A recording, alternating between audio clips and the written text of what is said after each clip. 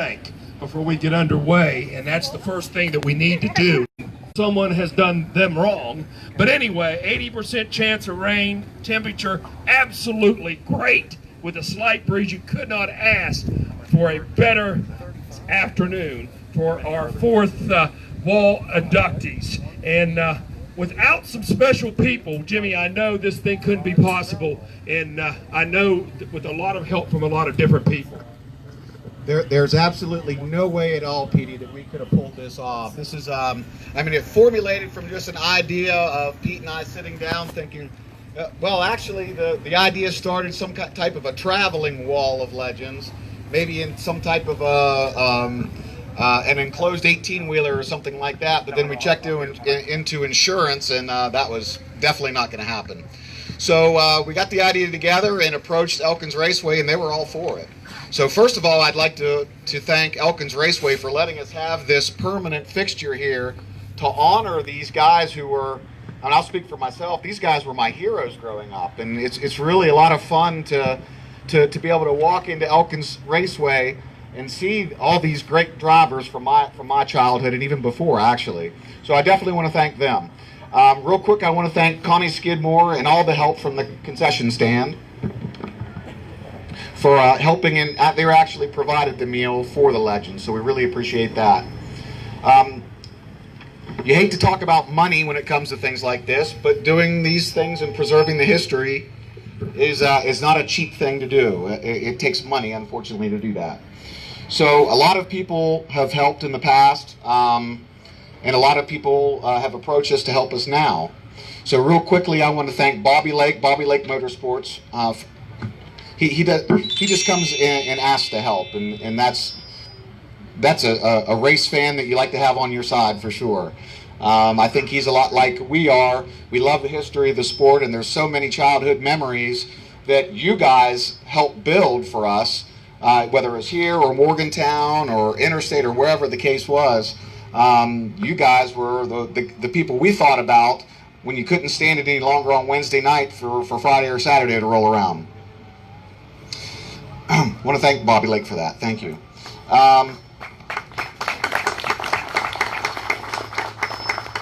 J. Rod Tallman has probably been on every car at some point at Elkins Raceway.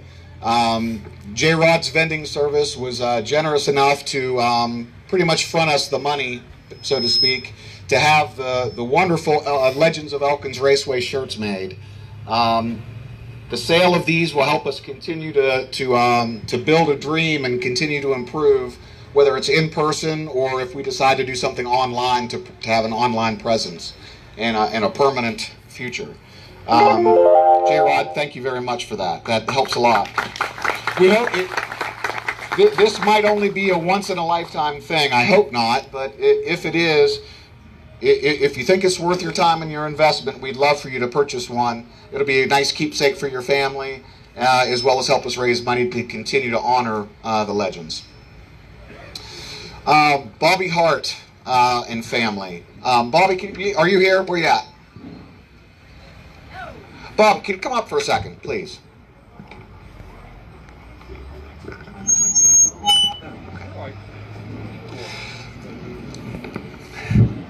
We'll try to make this painless, Bobby. You can't do any worse than I am.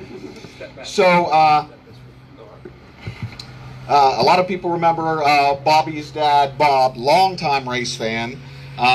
Sometimes 4 and 5 times a week going to the races growing up, Bobby says, whether it was a Latrobe on a special Wednesday night, or Morgantown, or here, or a special event at Pennsboro.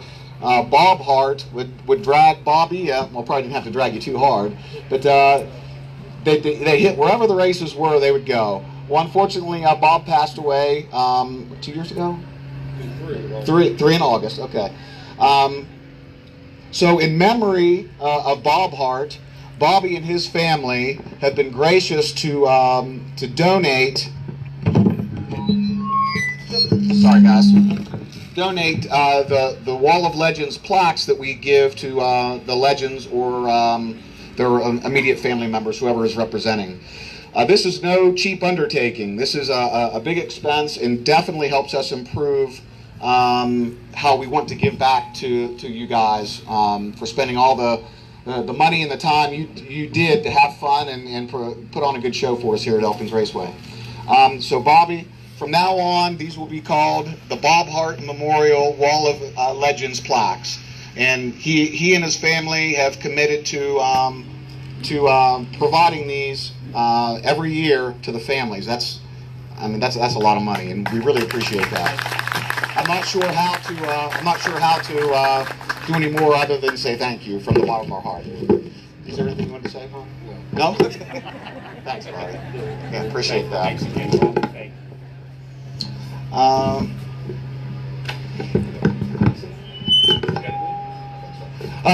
Also, before we get too far off track, because I'm sure I will, the concession stand is also have some fresh watermelon over here with some tongs. Please just help yourself. Grab it.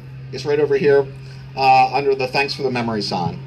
So I guess with that being said, we will release the balloons for the official ceremony to begin. I'll turn it back over to Pete. Sorry, I'm trying to turn that. If you'd like to get some chairs, everyone's standing. I think there is some more chairs over by the thing. You're more than welcome. There is a few chairs up in the center section right here. All right, let's start it out with our first inductee. Back in the 70s, this racetrack had went through numerous promoters. It's tough times, you might say. Well, there was a business in Elkins, West Virginia, who stepped up, and that was the Brown family of Pepsi Cola. Ron Kimball was the promoter, and things weren't going very well, and the Brown family said, hey, we want this thing to work. You know, we want this racetrack to survive. Ron Kimball needed a water truck. The Brown family stepped up and helped him to find one. There was a lot of times that Ron couldn't kind of cut the purse, and the Brown family said, hey, we've got a little extra money, and our kitty will help out also on that. The giveaways were unbelievable back then with Pepsi Cola.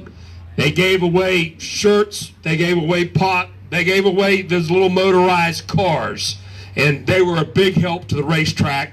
Pepsi Cola is still a member of the Elkins Speedway family right now. Without further ado, I would like to bring up the Brown family out of Elkins, West Virginia, to accept this award. The whole family to come up, and for being sponsors and helping racers. They sponsored the 66 of Eddie Thompson for a number of years. Come on up, guys. Thank you very much.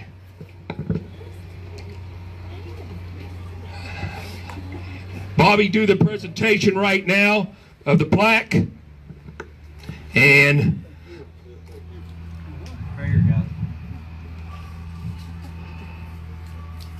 all right, who is the spokesman? I'm gonna Bill, no, right here. No, everybody, stay right here.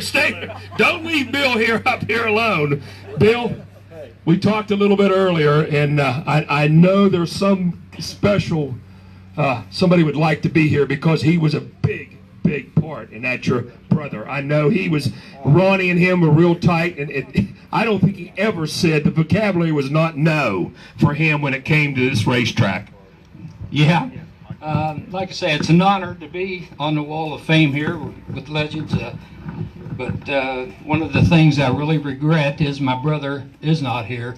We sold Pepsi in 1984, and since then we haven't been as much a partner in the racetrack. But when we were doing it, it was a lot of fun. I can tell you that we spent a lot of days up here with Rose Skidmore and Skiddy, you know, selling hot dogs and everything else that we did. But yeah, it was a good part of our life. And I was just talking to my wife. We want to make sure that the wall continues. So we'd like to contribute $1,000 to, you know, to make sure that the wall does continue. Oh, thank you very much. Hey, thank you, ladies. Hey, one other question. Now, you guys were old hot rodders, I heard. You two guys were terrorizing the streets of Elkins back back years ago. You gave your father some gray hairs. I heard some long stories that some pretty fast street cars. They were out there. Like I say, my brother. Well, if you look under the Webster Dictionary of gearhead, you'll find Tom Brown there. So, yeah, we were out there. It was fun. Hey, thanks a lot. Nice round of applause, ladies and gentlemen, for the Brown family here in Elkins, West Virginia. Pepsi Cola. Oh, one more presentation. Sorry about that, Randy. Randy, go ahead. Okay. This is from the Wall of Legends. Commemorative picture. DVD of the 2018 Wall of Legends deal. Everything from the Brown family for what they've done for us. Thank you very much. Hey guys, turn around. Thank you.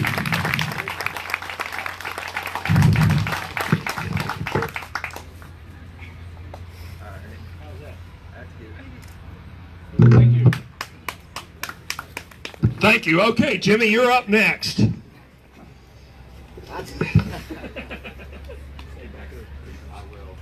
Thanks, Pete. Turn the mic on. Turn it on. Gotta be smarter than the mic. Yeah, that's a hard one to follow. Brown family, I'm not even sure what to say. I promised I wouldn't get this way. Sorry. Thank you very much. So, the next person we would like to induct. I moved away from the area. I live in Morgantown. I moved away from the area to the Washington, D.C. area about 1974. And we didn't get too many visits back to Morgantown Speedway between 74 and 77, so I missed quite a bit there. But one of the guys who just seemed to come on the scene all of a sudden in a semi-late at that time, and I think the first car I really remember him in was an old Mark V car. He later went on to drive the Mark V for John Post for quite a while. And actually, when Interstate Speedway reopened in 1980 under Carl Short, it was closed for several years, he won the first race when it reopened. Always a threat, whether it was semi-late or late model, and eventually went out on his own and did excellent in the semi-late division. Out of Clarksburg, West Virginia, Mr. Rick Burrows.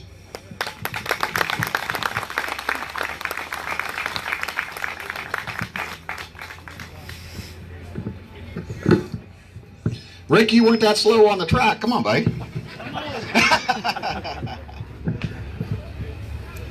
Rick, it is always great to see you. You always got a smile on your face. Tell me about those early years. When did you actually start racing? Because there was about 3 years there. I think somewhere in that time you actually started racing. Is that right? 75. Okay, well that would explain why my memory. So it wasn't the 60s that got to me, I guess. I tore my knee off on a motorcycle. Is that right? So you actually started racing motorcycles first? Yeah, I used motocross and stuff like that. Crazy. Nice to have a roll cage over you, I guess. That's why I done it. So how did you actually get hooked up with Glenn Groves and then John Post? How did that happen? Well, I was working for Glenn Groves, mechanic, and then I had my own semi-late and blowed a motor, and Glenn put me in his when Gary Bates quit. So run it for 4 or 5 weeks and got mine fixed. Then the next year, me and Glenn run his car. So how did you hook up with John Post? How did that all come about? After Glenn passed, I got in that, and then Gene passed. So Posty come and asked me, and he said, if you drive, I'll buy you a new Hal car off of Rodney. So that's how that happened. So traveling back then was not quite as easy as it is now with all the roads and everything. Did you get to travel very much? Mainly in West Virginia and Tyler and all there. Sometimes up in Ohio. Motordrome a few times. I remember you going to Motordrome a few times as well. So what is the biggest difference you think in racing is now, other than the cost? That's the obvious. But what do you think is different now in racing than what do you miss the most, I guess is what I'm saying. Well, I probably couldn't get in one. Or I'd try it again, but the money's a big problem. And these gigantic motors, $50,000 motors. The average guy can't afford that. Yeah, it's very different. But I tell you what, it's guys like you that keep me coming back to the track these days. Really appreciate everything you did and the shows you put on here at Elkins and Interstate or wherever you may have traveled. Thank you very much. Mr. Rick Burrows. Sorry about that.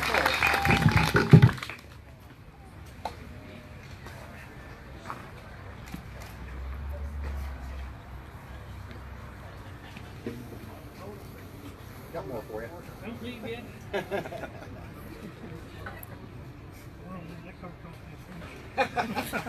At least it wasn't a marriage.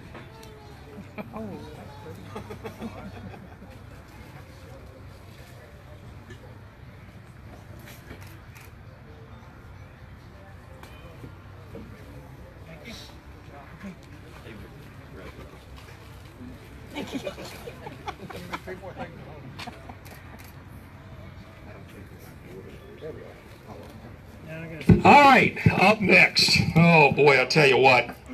You know, before we get on to this next guy, the committee met back in January, and we had decided to take it to 5. We just thought, you know, maybe 10's a little bit too much. Let's take it down to 5. It's that time. Well, after we put up about 25 to 30 names, and we sat and argued, and finally came up again, we had to go to 10. I didn't get my way. I pouted for about a half hour, but we've done as best job as we can, because there is so many people that are deserving. I mean, drivers, owners, mechanics.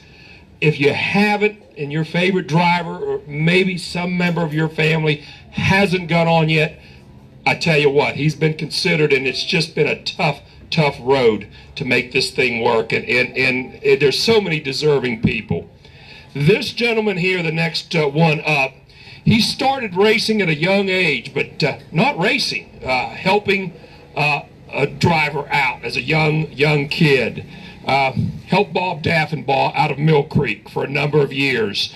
When Bob retired in the mid-70s, he still continued on to help Bob's son Deck.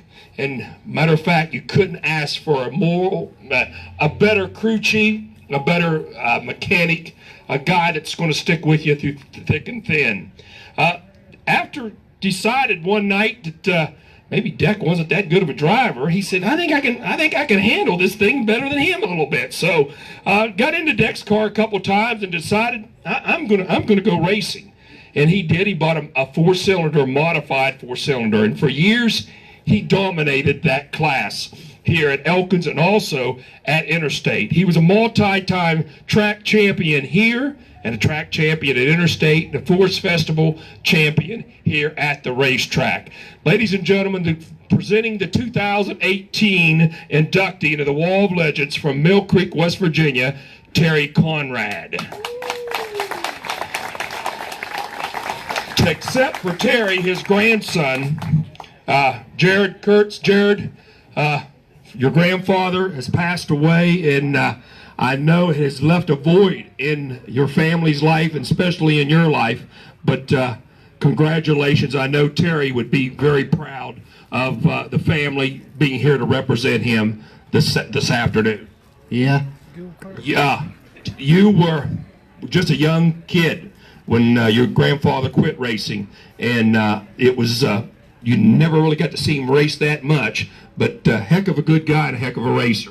Yeah, back in 2006, he started racing the B2 car, and I was here every race, just supporting him on and cheering him on, and he won 100 and some races in that class. But Pretty doggone good. Congratulations. thank you. Hey, presenting with the plaque, Bobby Hart. Bobby, come on up. For the Hart family, Bobby's dad, what you call a super fan, and was a fan to everyone here on the wall, and definitely knew a lot of these drivers. Congratulations, Brandy, bringing the plaque and also the DVD up for your family to have and cherish for Terry Conrad.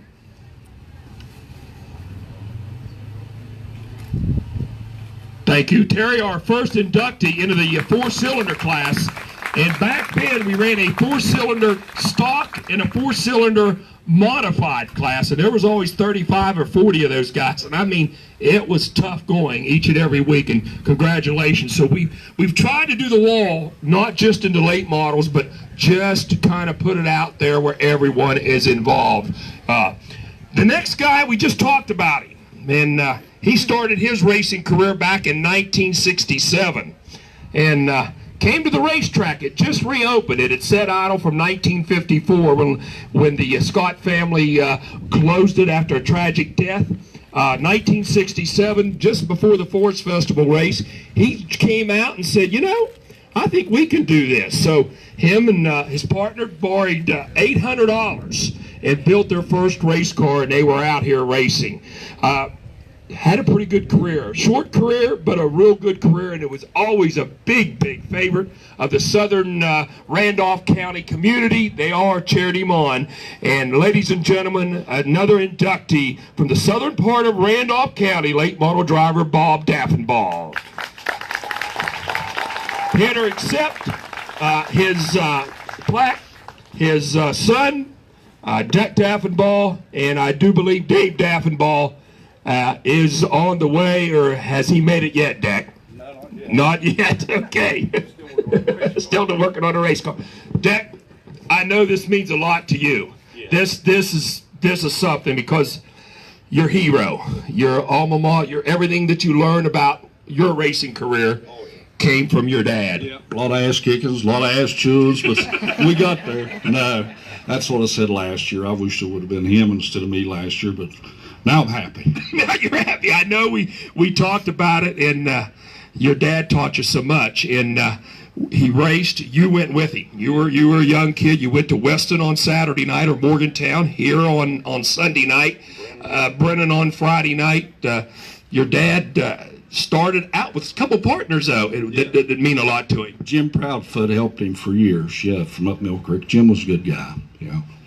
You decide you're going to go racing. You thought you had a better idea than like Ford, right? Okay, so your dad didn't give you a lot of encouragement, did he? I mean, what was his answer when you told him you wanted to steal some of his equipment when he was quitting? He said, I'm selling it. He said, you don't need headaches like this racing. It'll wear you to death. You listened to him, didn't you? Just like you always did. Yeah, 2 years later I was racing. 2 years later. Your brother races. It's been a good night. We talked about your dad. His career ended early. I mean, he still had a lot of good years left. What happened? Well, Dad got rheumatoid arthritis, and it just, you know, at the end it was just killing him to drive, you know, and he had to get out of it. I'll tell you what, congratulations, and I know he's up there looking down at you, and I wish your brother was here, but I'm glad you're here to accept this for your dad. Thanks, Pete. Hey, another nice round of applause for Bob Daffenball accepting Deck Daffenball. Deck, oh man, I tell you what, multi-time track champion here, interstate. Deck's one of the few guys that's been track champion in the street stocks, the semi-lates, and the late models here at Elkins, and that's what he carries. Just a few guys carry that. And Randy presenting the plaque right now, and I know this means a lot to Deck. We talked about this, and man, he wanted his dad in, and I know they're very happy with that. Another round of applause, ladies and gentlemen, for Bob Daffenball accepting Deck Daffenball.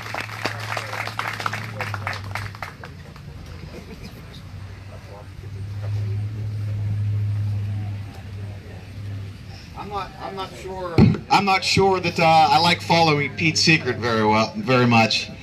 He's a class act to follow, and really glad to have him be a part of this ceremony. I really appreciate that. If you don't mind, give Pete a round of applause. He really adds a lot to the ceremony. Has a great way of getting to the bottom of a story, or to get something out of maybe a tough interview. Okay, so I hope you guys don't mind if I get too personal or whatever, but I am here because I was the little kid running around in the grandstands every time I could find a ride to the races if my dad wasn't going. One of my heroes growing up And I think part of the reason they were my hero is because every Saturday night after Morgantown Speedway, and some of you have probably heard this story because I probably say it too much, but I'll say it again. The pits were across the track at Morgantown Speedway, but the payoff window was over on the grandstand side. And there was this guy who I didn't get to see much racing because I'd moved to the Washington, D.C. area. And back then, travel from Oakland, Maryland to Morgantown was tough because the interstate wasn't even open then. So this guy, I mean, when we come in to visit, this beautiful, sleek 68 or 69 Camaro body, and about that time, the Hal chassis and the Gary March chassis out of Bedford, Pennsylvania started coming into the area a little bit more. And this guy had the sharpest looking car at that time.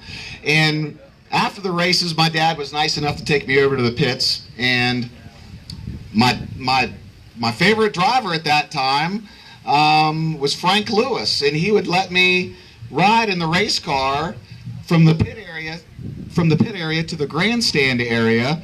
And I remember sitting in there and pretending like I was driving, and his helmet was on the whatever, I don't know if it was, they allowed rear view mirrors back then?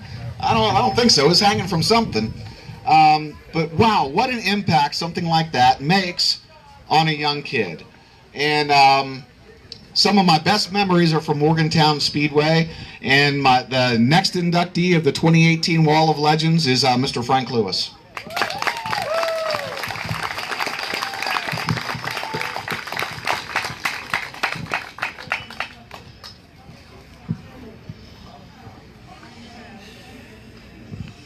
Frank, what an honor it is to be standing up here with you. Did you ever think that, and I hope this isn't too self-serving, but did you ever think that when you were letting a kid sit in your race car that 45 years later he'd be talking about it? I mean, what a way to make a fan. No, I never thought about that, but I did think about maybe you would be replacing me. I don't think that's possible. I tried it, and I usually end up stuffing it on the wall, so it's not a good experience for me.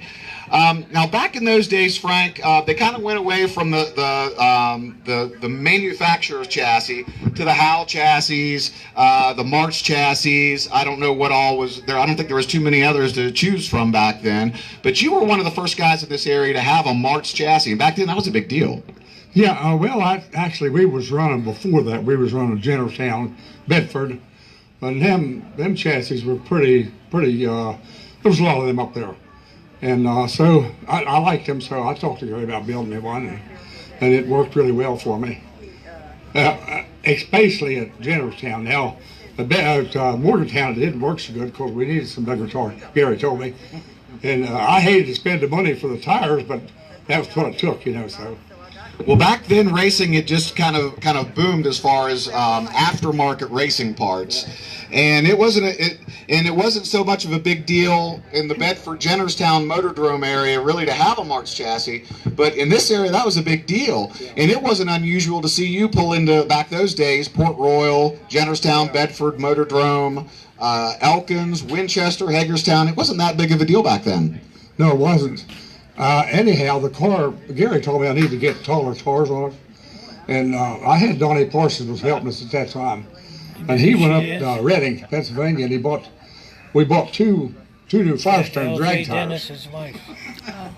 Well, you know LJ. He brought them home, and they had great big Firestone letters on them, you know. We didn't want nobody to know what we had on, so we decided to sand them letters off. Well, that's all that held the tires together.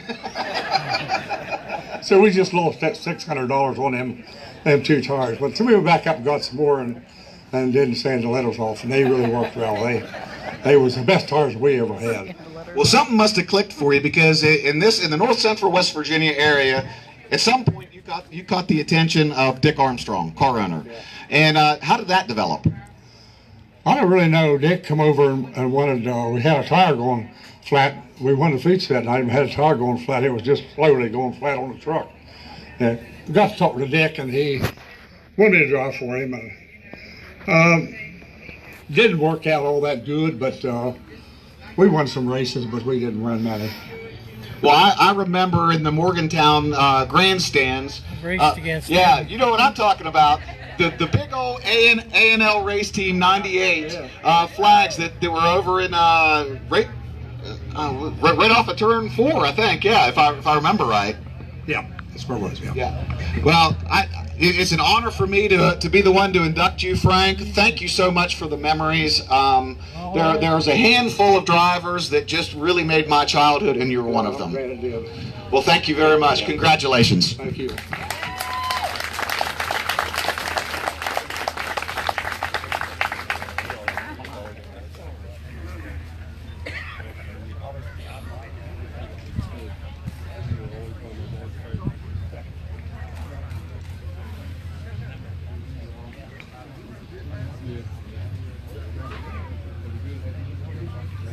Yes.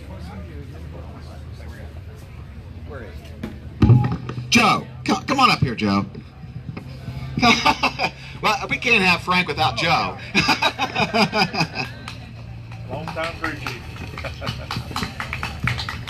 They've been together. These two been together for years. Him and I's been together longer than him and his wife been married. And you probably don't fight as much either. You have to answer that. That's okay. Joe, what was it like hanging around with this guy all the time? Oh, it was hilarious. It was fun. We worked hard, but we had a lot of fun.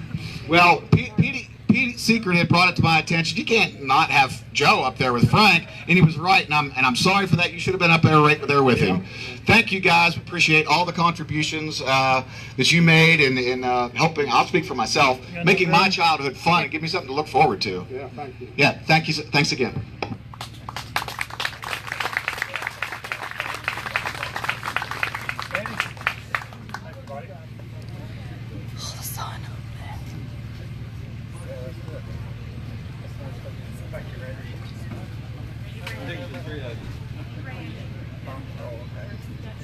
Hey, Jimmy.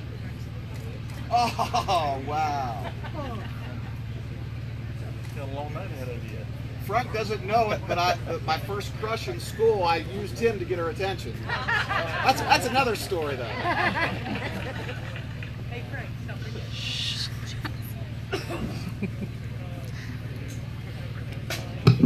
Well, again, I hope this doesn't become too much about me and not about the person being inducted. So I guess I was fortunate enough around 1980 to start working for Carl Short at Interstate Raceway, and I would do the press releases and things like that. So I got to, luckily for me, I got to get into the races for free pretty much anywhere because I was working technically for Tri-State Auto Racing News at the time. Again, without being too personal, we didn't have much growing up, and if it wasn't for that, and Paul Wilmuth and Bood Lodge and Bud Cutlip and Jack Dooley and L.J. Dennis, I don't know if I'd have made it to the race. I think I was hitchhiking to the races pretty much at a very early age. I don't know what my dad was thinking, but I'm alive today. The next inductee I'd like to talk about, we all know he had a beautiful car, always. Very competitive. Had an excellent driver behind the wheel who had a legion of fans wherever he went. But let me tell you a little different story about this gentleman. He had won a big semi-late race up at Interstate Raceway, and he was inviting pretty much everybody to go to Twin Oaks Restaurant after to celebrate. We didn't have the money to do that. And I remember being concerned about that, and he said, "No, don't worry about it, Jimmy, I'll take care of it." What are you going to do, you know? So that made a really big impression on me, but I always wanted to point out the humanitarian side of this individual, not just the racing, which is great, but just a nice guy, always had a sense of humor, and his sense of humor and personality was large, and he is very much missed. I'd like to present to you 2018 Wall of Legends inductee out of Oakland, Maryland, former racer, but probably more well known for owning the beautiful 52 semi-late that quite frankly kicked ass wherever it went. Randy McCartney.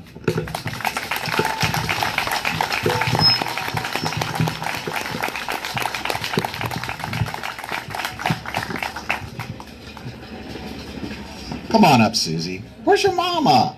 Get your Martha. Come on. No. Oh, come on. She doesn't want to come. No, that's crazy. Oh, Martha, you're so cute. Come on. She's got the saucy redhead look now. Love it. I wish you'd come up. All right. Susie, it was so much fun growing up at the racetracks with you. I mean, I don't know what you would call it when we were 12 or 13. Date? I don't know. Did we date? Whatever it is when you're 12 is what we did. And I remember my dad getting really mad when he got the phone bill from Morgantown to Crellin back then. It was not cheap, and I think I probably had to cut some lawns to pay that phone bill. Those were wonderful days. We grew up at the racetrack. We were always camping and running around together.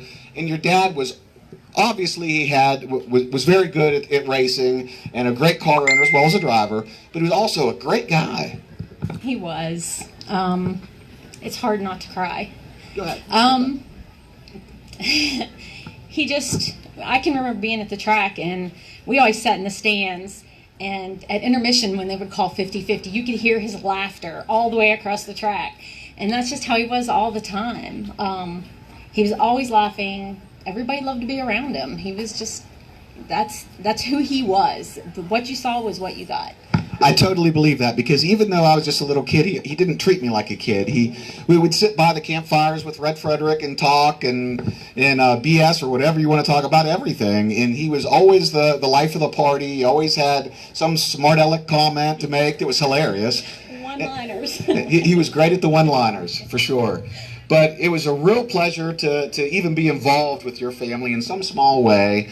And what he did, I mean, that was the car. I mean, there were several late models here, but that 52 semi-late at that time, pretty much before the late models, that was the car that everybody came to watch. Yeah, it was a lot of fun, and I'm not going to lie, we were treated like rock stars as kids. Everybody wanted to be our friends. Well, I definitely did. But anyway, oh, Martha, why don't you come up? Okay, I won't push it anymore. It was a lot of fun to even be a part of that, Susie, and thanks so much for sharing your dad with us. He was a barrel of laughs and the life of the party, and you're right, everybody loved him. They wanted to be around him. Yep, that's true, and seriously, we're all still friends. Our racing family, you and I are still friends. Isn't that crazy? The Cutlip girls, the Rake girls, I mean, we're all still friends. We still stay in touch, and it's a family that just grew and grew and grew every year that we raced, and I'm very thankful for having that as part of my childhood. It was a huge part of my childhood. 2018 Wall of Legends inductee, Mr. Randy McCartney.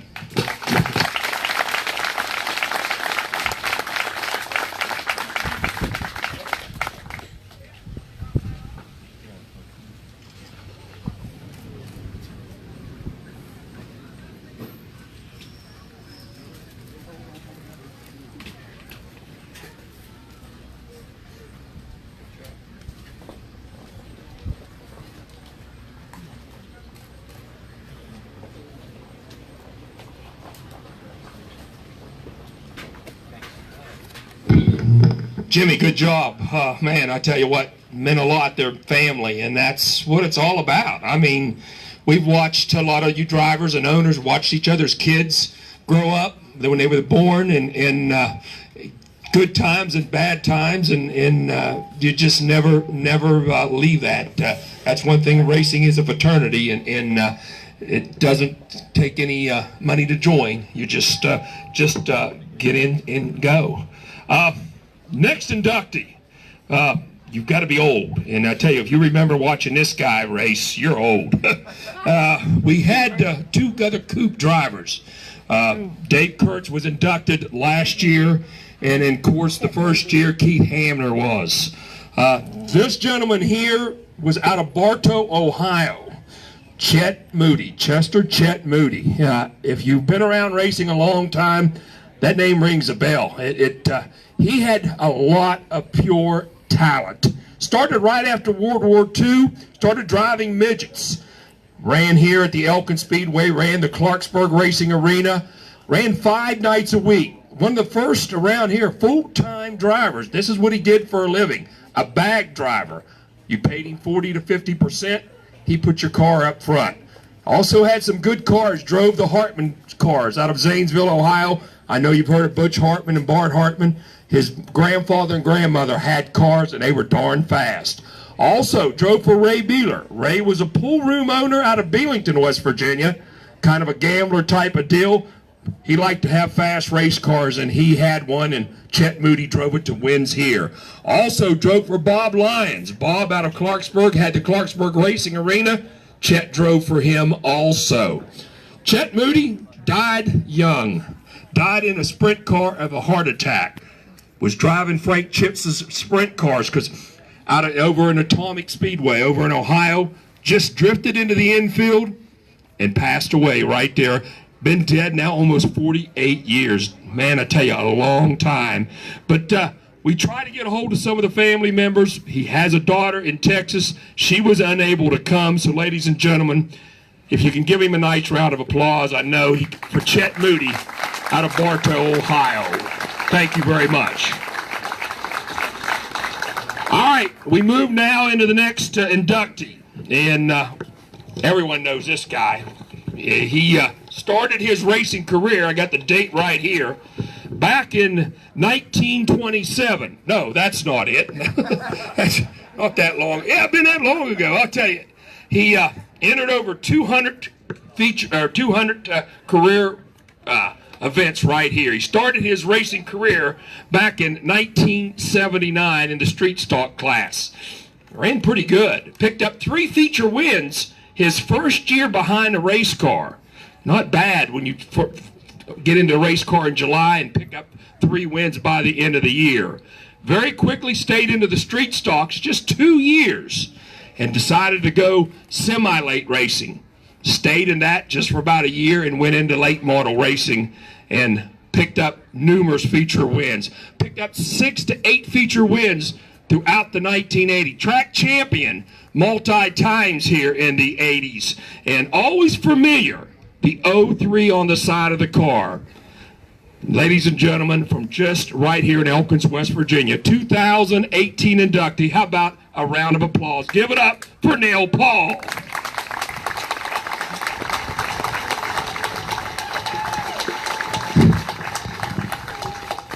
Neil, congratulations, man. I tell you what, you deserve it. Good career, and it's got to feel pretty good. And tell us about how it all got started. Oh, we had 3 of us, and we built a car in the garage, and that's all we had for several years. And we just built it there in the back of the shop, gravel floor, no doors on the garage, and went racing. You stayed in your own race car. You said you just drove a couple times for the late Eddie Pennington from here in Elkins, but you had offers to move on, maybe to get drive someone else's race car. You never accepted. How come? I just drove Eddie's one night or two just to see if I wanted to run late model, and then we just started running semi-late a little bit. Then we went on to late model on our own, and I just rather tear up my own stuff. You don't have to answer to anybody else. Right. Tell us, I tell you, a lot of people, to have a racing career last that long, there's got to be some special people that's helped you and your family throughout the years. Yeah, I had Don Ware got me started, and then I had some good sponsors over the years. Price Motor Company, Western Steer used to help, and Rocky Heinzman, G&G Salvage, and then the rest of them mostly done on our own.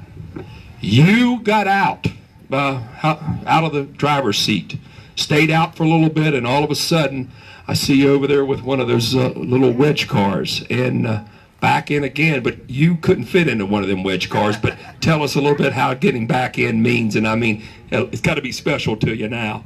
Oh yeah, we put Garrett in it when he was 7 years old and run him until he was 14, and we laid off 2 years and we went right to the crate racing. How's it feel to have your son, when you've raced so many laps, how's it feel to be not out there now with your flesh and blood, your son out there, and trying to be aggressive but not too aggressive with him?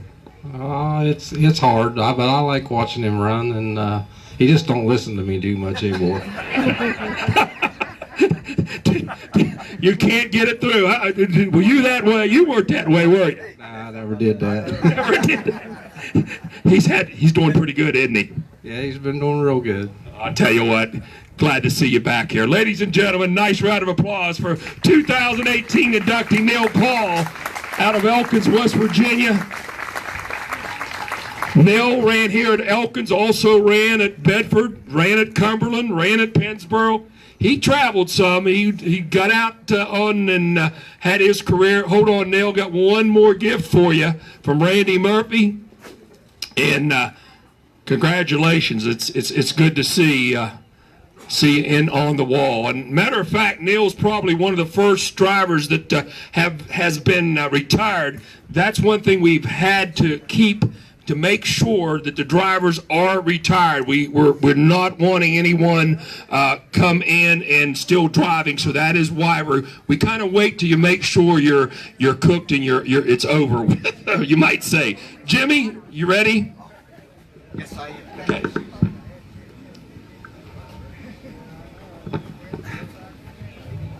Thanks, Petey. Well, I sure hope everybody's having a good time. It's a lot of fun to talk to these guys and to see so many familiar faces and quite honestly, probably a few who's going to be up here who's not there yet out here in the crowd. So I guess I have to keep going back to my childhood because that's why I'm here today. I remember back in the 1977, 78. Back then, Mike Cole, if he showed up at the racetrack in the semi-lates, that's probably who was going to win. Well, not always, though. Sometimes some people had a few things for him. And I remember at Morgantown one night, this orange number 13 shows up. And I mean, Mike Cole was probably scratching his head after that happened. Well, after several years in the semi-lates, in fact, I think he might be the only semi-late racer in a semi-late car to qualify for the Hillbilly 100, and that was in 1980 at Interstate Speedway. Throughout the years, he moved on to late models, and if I'm not mistaken, 400 and plus feature wins. The gentleman out of Pennsboro, West Virginia, Mr. Frank Wilson.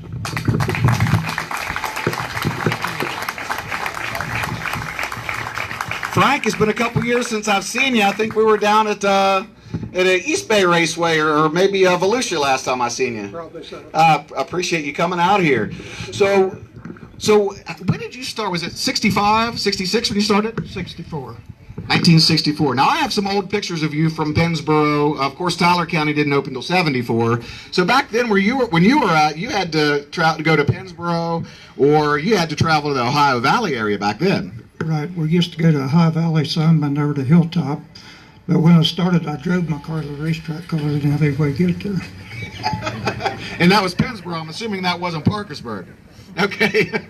So back in the 70s, you had quite a lot of tracks to choose from, particularly in the semi-lates.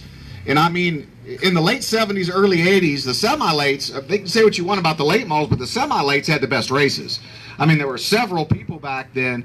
Mike Cole, Mike Balzano, you, Dave Wright. I mean, the list goes on. Red Frederick. There were several who were in contention every week, and it was often the best races back then. But back then you could travel so many. There was Wheeling Creek, Pennsboro, Interstate, here. There were so many to choose from. You did a lot of traveling back then. Right. We'd go where we could find a race. We raced every Friday, Saturday, Sunday, and if we could find one during the week, we'd go there too. Now, back then, is it fair to say you raced for a living? Well, no, I always had to have a job. Well, you were one of the few guys who could make the progression from semi-late to late model. It sounds easy. It's not so easy to do. Competition level goes up. Bank accounts go up. It's not a cheap thing to do. But you remain focused and you stayed in the late models. And am I correct in saying 400 plus feature wins? 431. 431 feature wins. That's one of the many reasons he's on the wall. Frank, it's an honor to have you here tonight. Thank you so much for coming. Thanks for the memories, sir. We appreciate watching you go in circles on the weekends. Thank you very much. I want to say one thing. People say, do you miss the races? And I said, no, just the people. I think a lot of us could probably say the same thing. And I'll be honest with you, the racing isn't why I'm here today. The racing is because people like you and friends out here, that's why I'm still here. Yeah, that's right. Thank you, Frank. Appreciate the memory, sir. Thank you so much. Frank Wilson.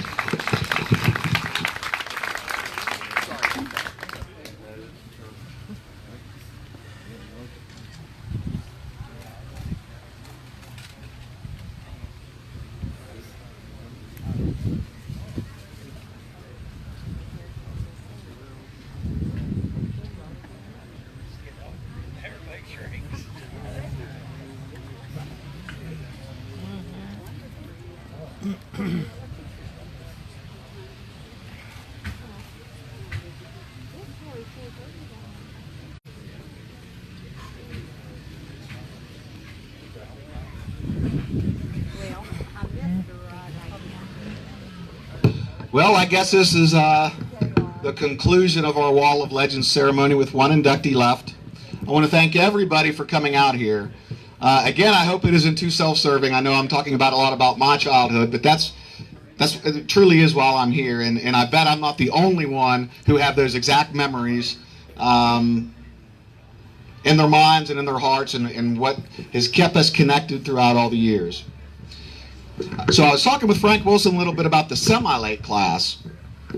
The next gentleman we're about ready to induct was a fierce competitor out of Nestorville. He seemed to show up out of nowhere. I'm thinking 1977, the first time I remember him at Morgantown Speedway. And we talked a little bit about Mike Cole and that domination he had in the semi-lates for many years. Again, there weren't too many that had anything for Mike Cole.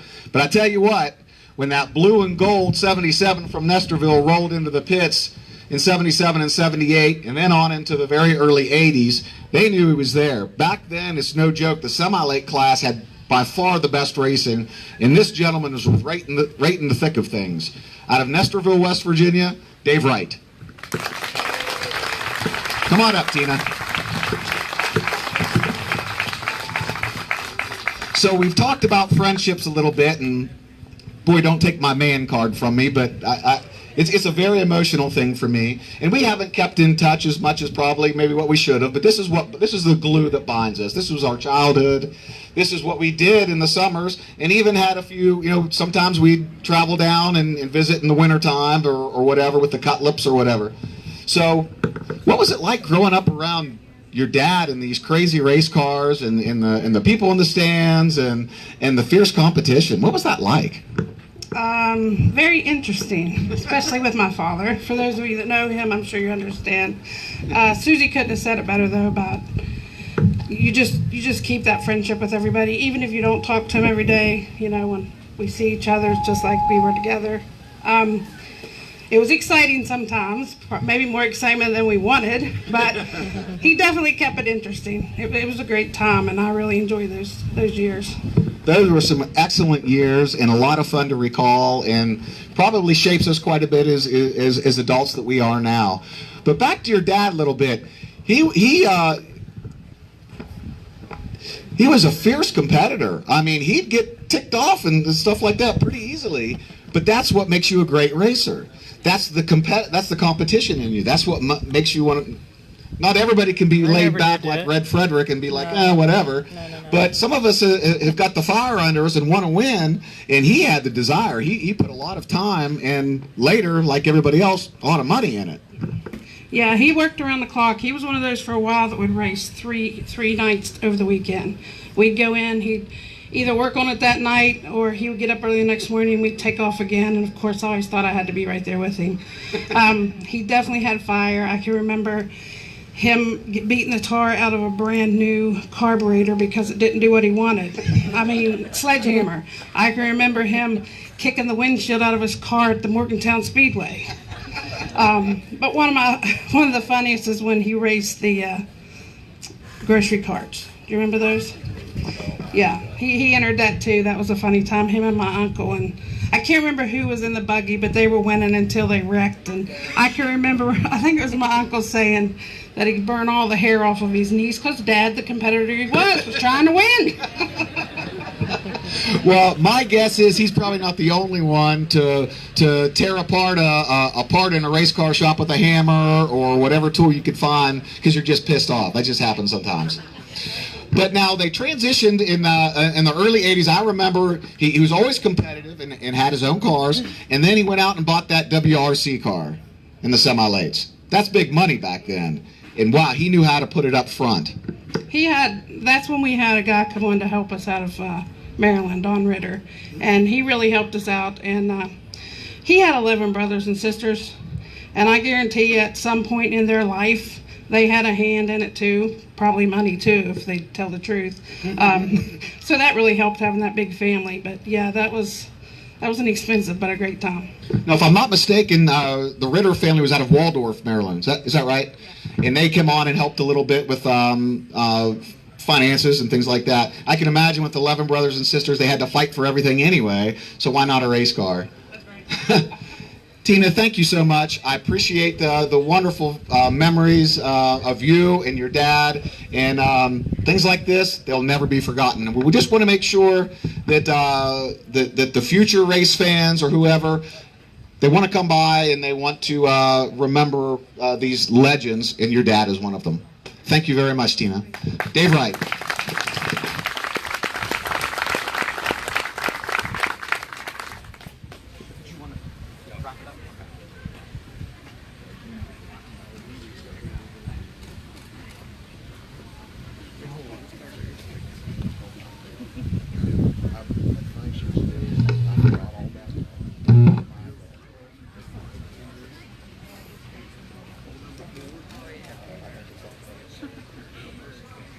Thank you very much, Randy. Now, we're coming down to the end of the ceremony here, and once again, we'd like to thank everyone who coming out.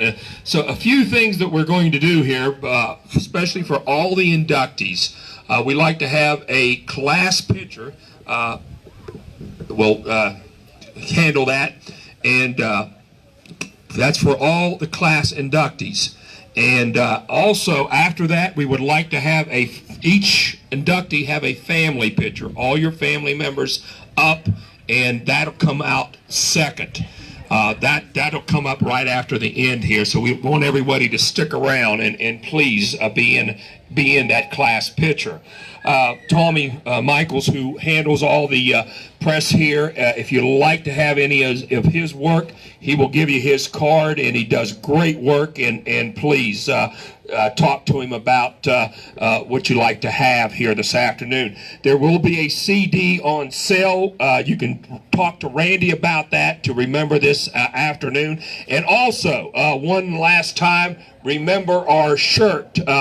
This may be a one-shot deal. If we lose more than $1,000 on it, we will not come back. J-Rod is handling the shirts. We thank him for that. We hopefully that we can raise a little bit of money. And man, everybody that's made a contribution to the wall here this afternoon. There's a few other people. Paul Wilmuth, Sr. is donating, and also the Brown family. Thank you very much for everything that you have done. That makes it really nice, and thank you very much. One last thing. If you know somebody that we're missing, I know we talked about this earlier, that you feel that should be here, a mechanic, an owner, a driver, someone, hey, don't tell us. If you would like to get involved in this, we've got a voting group that we meet every January and try to get down. If you want to become a member of this, well, hey, talk to us. We're sure to let talk to you about it, and we love to have you if you're interested in the past. We never thought that this is going to become what it has become, and it was to me when Red Fredericks passed away and Boot Lodge passed away, and their obituaries were Wall of Legends participants and inductees. It means a lot when you're recognized by your peers, and that's what it's so important. When you're recognized with people that you've competed against and they honor you, it feels real good. So thank you, Jimmy. Thanks for everyone for coming out. It's been another pleasure. Hope